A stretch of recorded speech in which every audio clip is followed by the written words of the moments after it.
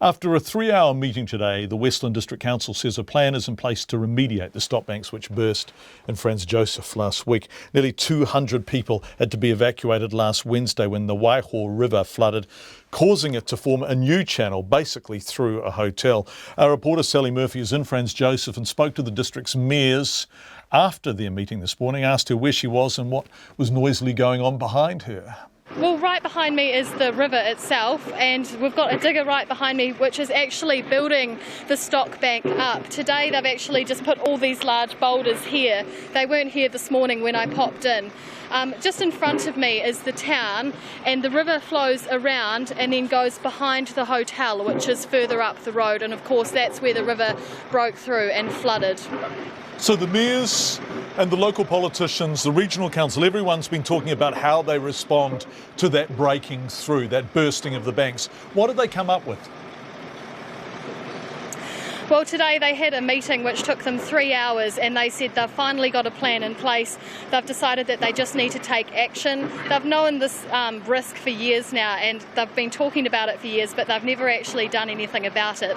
But now it's taken the flood for them to take action, and they said that, as you can see, emergency works have already begun, and they'll come up with a final plan within the next 6 weeks, which will see more stock banks being built around the river to secure the businesses and the hotels that are just down the road. And the NZTA and the Regional Council will be doing the work.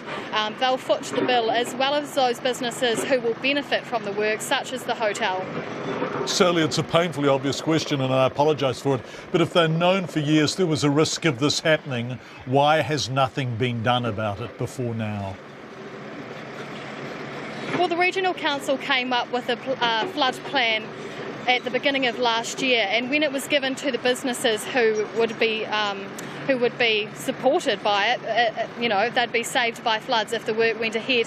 They didn't fork out the money, and no one agreed to the plan, so it kind of just got swept under the carpet. But like I said, now things are finally getting done. Franz Josef only has about 250 people who live here, and that's probably the problem, is that the council doesn't have enough money to spend millions on work like this. They've got a proposed sewage upgrade at the moment as well, which is $6 million, but that's, again, hasn't been signed off because it's just so much money for such a small town. Right, so a lack of ratepayers to fund this kind of capex. How much will the current plan cost? Well, that's still unclear as well. Like I said, they just want to get the work underway. They're expecting heavy rain this weekend as well, so that's why they are going to the extent that they are and putting in the stock banks already. But previously the council has said that the complete work could go into the tens of millions of dollars. The plan that the Regional Council came up with at the beginning of last year, the Mueller Hotel, which was flooded, that would have cost them $2 million over 20 years. But now that they have to pay for this immediate work, I suspect it could actually be more expensive.